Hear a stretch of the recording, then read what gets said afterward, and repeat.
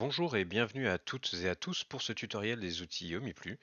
Je vais vous présenter aujourd'hui une manière simple de passer de votre PLU au standard CNIJ PLU 2017 vers un PLU au standard CNIJ 2024.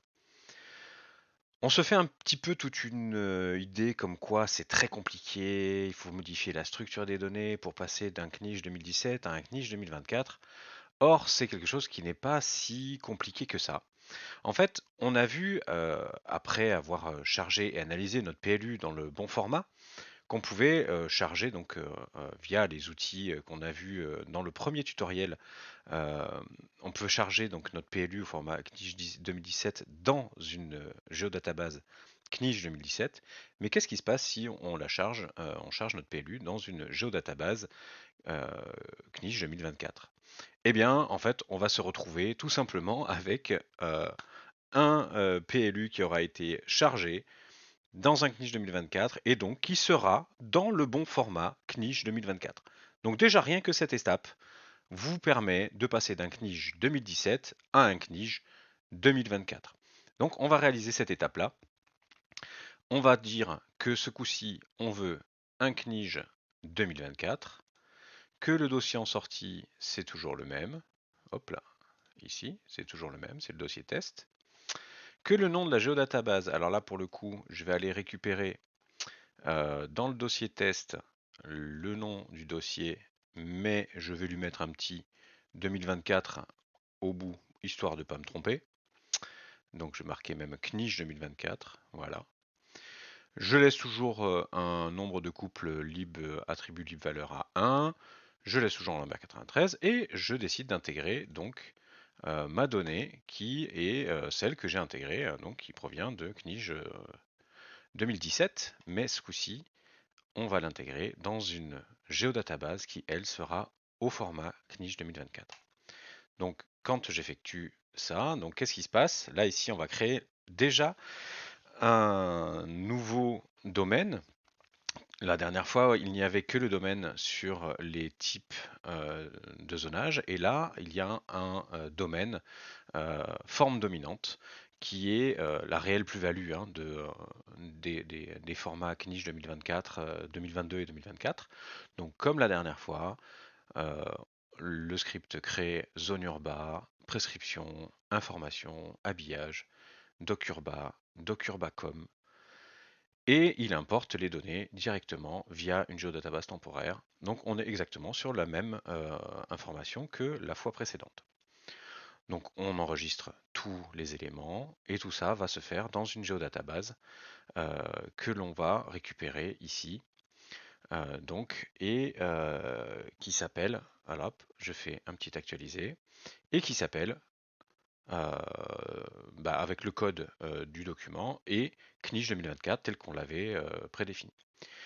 Là ici, on va se retrouver avec bien sûr les mêmes informations, si ce n'est que contrairement à ce qu'on pouvait avoir avant, ici, on va se retrouver avec des champs supplémentaires, forme dominante, destination, autorisé, sous-conditionné, etc., etc. Et après, tous les autres champs sont bien sûr présents. Donc voilà. Tout est là. Ici, on a, par contre, on voit ici nom court de la zone, nom complet, etc. Donc on a toutes les infos et on va pouvoir les mettre à jour en fait parce que il y a des trucs qui manquent. Donc on a récupéré notre format au CNIJ 2024. Ici, si je prends les prescriptions, c'est pareil, hein. Ici, au niveau des prescriptions, je vais avoir un champ supplémentaire qui va s'appeler, si je dis pas de bêtises, libellé caractérisant la prescription. Donc en fait, si j'enlève l'alias, on est bien sur le champ qu'on appelle nature, qui va être un petit peu une définition plus précise des types et sous-types. Donc ça, c'est super intéressant. Et bien sûr, ça, c'est des éléments qu'il faudra corriger. Mais déjà, au niveau du zonage, il y a une chose qu'on peut faire assez facilement. Tout à l'heure, et dans le tutoriel précédent, alors tout à l'heure, il y a quelques jours, je ne sais plus quand est-ce que c'est passé par rapport à la diffusion de cette vidéo, mais il y avait un document qui est arrivé et qui s'appelait Récaplu. Alors ici, j'ai créé Récaplu et je l'ai repris et je l'ai un peu modifié. Donc ça, je l'avais fait un petit peu en avance.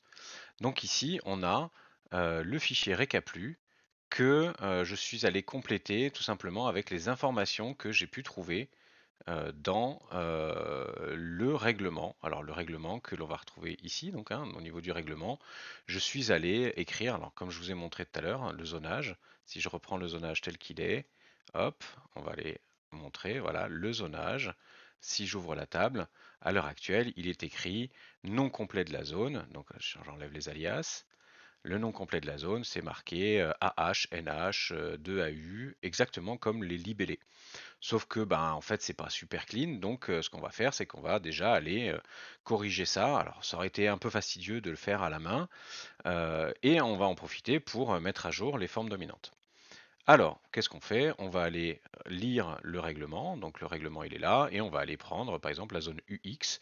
C'est bien une zone destinée à l'accueil de construction, à l'usage artisanal, d'équipements publics et d'intérêt collectif. Alors, l'intérêt de faire ça, c'est que ben, on le fait une seule fois dans un fichier. Et puis après, bah, c'est terminé. Et tant qu'on y est, ben, on va en profiter pour aller renseigner les informations de forme dominante. Alors, la forme dominante, je vous renvoie au standard du CNIJ hein, pour savoir un petit peu à quoi ça correspond. C'est les formes d'aménagement dominantes souhaitées pour la zone d'urbanisme. C'est une caractérisation en 49 classes de ce que l'on souhaite pour un zonage particulier. Donc c'est assez pratique parce que ça va ouvrir un vrai champ des possibles dans les analyses suivantes et plus complexes qu'on pourrait avoir, euh, que je vous présenterai d'ailleurs peut-être via des vidéos suivantes. Donc là, on a rempli en fonction, vous voyez, un site, les 1 AU, ben, là c'est prévu pour de l'habitat. Les zones agricoles ici, donc on a le code 701 parce que ici j'ai dit que c'était des terres agricoles non bâties. On a les terres agricoles avec évolution de bâti, donc ben là on est plutôt sur de l'habitat urbain maîtrisé, donc bâti isolé en milieu d'espace naturel, agricole ou forestier. Donc voilà, on remplit un petit peu toutes ces informations et une fois qu'on les a sauvegardées, eh bien, on va faire quelque chose bah, d'assez pratique. On va aller prendre tout simplement, on va fermer cette donnée, quoi qu'on peut la laisser ouverte ici. Je vais aller prendre complément zone urbain. Donc ici, je vais aller chercher quel est le complément, quelle est la base de données que je veux récupérer. Donc on va prendre la CNIJ 2024. Je vais aller chercher mon tableau récaplu, donc ici que j'ai mis à jour. Et je vais pouvoir, alors là c'est dans le cas où dans ce dossier-là, j'avais complété les numéros de page, pardon, du règlement. Ah, j'arrive pas à me déplacer. Voilà, les numéros de page du règlement. Si j'avais mis l'URL du règlement, le nom du PDF, enfin il y a plusieurs options, etc. qui sont possibles. Si j'avais par exemple voulu utiliser un champ PDF exact pour envoyer vers un lieu particulier, si j'avais par exemple un PDF découpé à la zone, j'aurais pu mettre, si je stockais ça sur un site internet, ben, juste la partie du zonage qui était présente. Voilà. Donc ça peut être intéressant. Le calcul automatique du champ symbole, alors ça je vais le décocher parce que je ne l'utilise pas. Le calcul automatique du champ symbole, donc ça va se faire en fonction du type et du sous-type. Et je n'utilise pas donc les découpes par zone du règlement PDF, donc j'ai pas besoin non plus de ça. Voilà, ce sera pas pris en compte puisque je l'ai décoché. Et donc là, ben, j'exécute donc le travail. Ça y est, c'est déjà fait. Et maintenant, bah, si je réouvre la table, vous allez voir en fait ici le libellon. Eh ben, il est mis à jour automatiquement. Voilà, j'ai toutes les informations qui sont écrites. Je suis en zone agricole et je suis en forme dominante. C'est-à-dire que si je vais cliquer ici en information, je vois ben, que je suis en zone UB, je suis dans un nom complet, je suis en zone urbaine, je suis à un habitat pavillonnaire peu dense.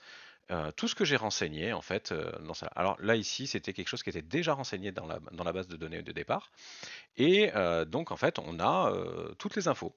Donc là qu'est-ce qui se passe? On a en très peu de temps, en l'espace de même pas 5-10 minutes, parce que là j'ai beaucoup parlé, mais allez, il faut prendre un petit peu de temps pour compléter un petit peu ce document et lire un petit peu le règlement à la base. Mais on a déjà complété un PLU avec du format CNIJ 2024. On a complété les formes dominantes.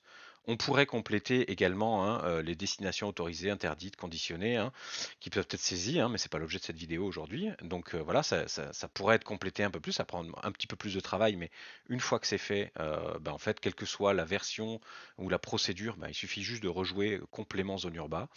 Et bien évidemment, après, il restera à mettre à jour manuellement les champs nature, symboles pour les prescriptions et symboles que pour les informations. Bon, ces champs ne sont pas obligatoires, mais ça peut être intéressant de les mettre à jour. Donc voilà, donc écoutez, il me reste plus qu'à vous remercier pour votre attention. Merci à toutes et à tous, et à bientôt pour une nouvelle vidéo. Salut!